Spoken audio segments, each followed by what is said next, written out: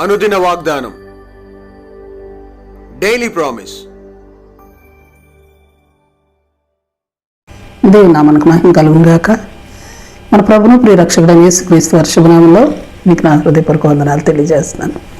ఈ దినం దేవుని వాగ్దానం, నీకు ఆశీర్వాదము కలుగును గాక. 1 సమూయేలు 25:33 నీవు చూపిన బుద్ధి విషయమే నీకు ఆశీర్వాదం కలుగును గాక. ఆమేన్. అవును, మనం చూపే బుద్ధి లేక మనం కలిగిన బుద్ధి మనకు ఆశీర్వాదాలను తీసుకుని వస్తుంది. బుద్ధి తీసుకుని వచ్చిన ఆశీర్వాదాలను కొన్నిటిని మనం చూద్దాం.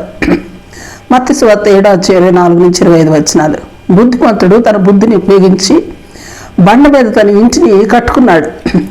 వాన కురిసింది, వరదలు వచ్చాయి, గాలి విసిరి ఆ ఇంటి మీద కొట్టింది. కానీ దాని పునాది బండ మీద వేయబడిన కనుక అది పడలేదు.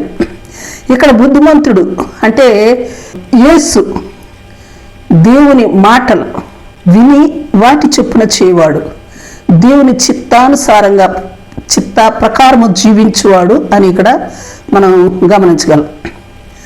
మత్తయి సువార్త 25:1-10 5 బుద్ధిగల కన్యకలు తమ దివిటీలతో కూడా నూనె తీసుకుని పోయిరి. పెండ్లి కుమారుడు ఆలస్యంగా వచ్చినప్పటికీ నూనెతో సిద్ధపడి ఉన్నారు కనుక పెండ్లి కుమారుడు వచ్చినప్పుడు అతనితో కూడా విందుకు లోపలికి వెళ్ళిపోయారు. అంత తలుపులు వేయబడ్డాయి. ఈ 5 కన్యకలుకున్న బుద్ధి దివిటీలతో పాటు సిద్ధులలో నూనెను తీసుకుపోనట్టు సంసిద్ధత కలిగిన ఇదిగా కనిపిస్తూ ఉంది. మరికొంతమంది బుద్ధిమంతులు దానియేలు 12:3 మరి వారికున్న బుద్ధిని బట్టి నీతి మార్గమును అనుసరించి నడుచుకున్నట్లు వారు అనేకులను త్రిప్పుతారు గనుక వారు ఆకాశ మండలంలోని జ్యోతుల వలెను నక్షత్రముల వలెను నిరంతరము ప్రకాశిస్తారు. Praise lord. లూకా సువార్త 3:7 బుద్ధి ఉంటే వారు రాబో ఉగ్రతలను తప్పించుకుంటారు. లూకా సువార్త 15:17 బుద్ధి వస్తే చిన్న కుమారుని వలె తండ్రి ఇంటి వద్దకు అంటే వారి పాప స్థితిని విడిచి దేవుని వద్దకు మళ్లింపబడతారు. సామెతల గ్రంథం 27:17 బుద్ధిమంతుడు అపాయం వచ్చి చూచి దాక్కుంటాడు. సామెతలు 2:11 బుద్ధి నిన్ను కాపాడుతుంది. అందుకే సామెతలు 4:7 మరి నీ సంపాదన అంతే ఇచ్చి బుద్ధి సంపాదించుకొని హెచ్చరించబడతా ఉన్నాం. కీర్తన 32:9 బుద్ధి జ్ఞానములు లేని గుర్రముల వలెను కంచర గాడిద వలెను మీరు ఉండకుడి అని హెచ్చరించబడతా ఉన్నాం. కారణం, బుద్ధి లేకపోతే కంట్రోలింగ్ ఉండదు. స్వేచ్ఛానుసారమైన జీవితం జీవించేవారుగా మరి గుర్రము గాడిదను పోలి ఉంటామని తెలియచేయటం మనం చూస్తున్నాం.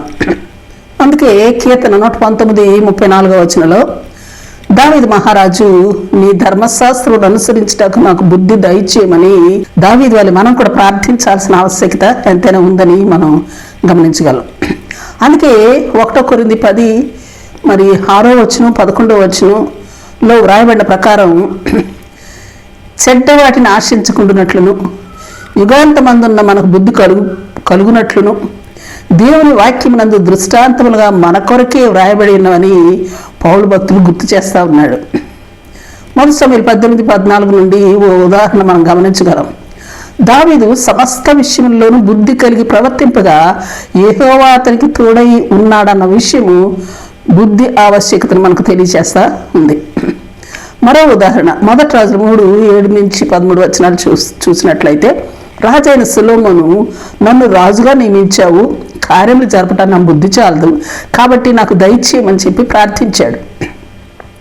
నీ మనవి ఆలకించుచున్నాను, బుద్ధి వివేకములు గల హృదయం నీకు ఇచ్చుచున్నాను. పూర్వీకులలో నీ వంటి వాడు ఒకడును లేడు, ఇక మీదట నీ వంటి వాడు ఒకడును ఉండడు అని చెప్పి ఇంకను మరికొన్ని గొప్ప ఆశీర్వాదాలను కూడా సొలొమోనుకు అనుగ్రహించినట్లు మనం చూస్తాం. మరి అలాగే కొలస్సీ 2:3 చెప్పబడినట్లుగా బుద్ధి జ్ఞానముల సర్వసంపదలు దేవుని యందే గుప్తములైనవి. Praise lord. గనుక బుద్ధి పొందుకున్నట్లు ప్రభువునే ఆశ్రయించి మన కొరకు గ్రంథం నందు దాచి ఉంచిన దృష్టాంతములను వెలికి తీసుకుని బుద్ధి సంపాదించుకొని అన్ని పరిస్థితుల్లోనూ అన్ని సమయాల్లోనూ బుద్ధి కలిగి ప్రవర్తించినట్టు కృపను ప్రభు నుండి పొందుకుని ఆశీర్వాదాలను అనుభవించుకును గాక. ఆమేన్. Praise Lord. ప్రార్థన చేసుకుందాం. ప్రేమ నమ్మకం కలిగిన మా పరలోకపు తండ్రి, నీ పరిశుద్ధ నామానికి స్తుతులు స్తోత్రాలు దేవా.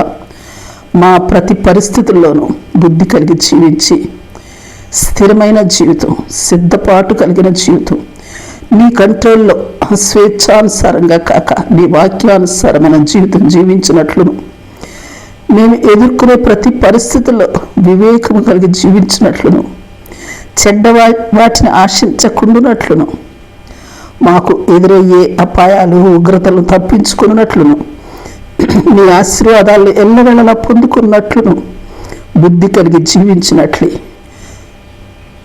బుద్ధి నీ అందే, బుద్ధి అనేటిది నీ అందే ఉన్నది గనుక నీ నుండి మేము పొందుకున్నట్లు మీరే మాకు సమృద్ధిగా అనుగ్రహించమని, మీ నుండి గొప్ప ఆశీర్వాదాలు కలుగునట్టి కృపాభాగ్యమును మాకు అనుగ్రహించమని ప్రార్థిస్తూ యేసు నామములో అడిగి వేడుకొంచున్నాం తండ్రి. Amen, amen. Praise Lord. రేపు మరొక వాగ్దానంతో మనం కలుసుకుందాం. ప్రతిరోజు ఉదయం ఈ కార్యక్రమాన్ని వీక్షించగలరు. తిరిగి మళ్ళా రేపు ఉదయం కలుసుకుందాం. దేవుడు మిమ్మల్ని దీవించును గాక.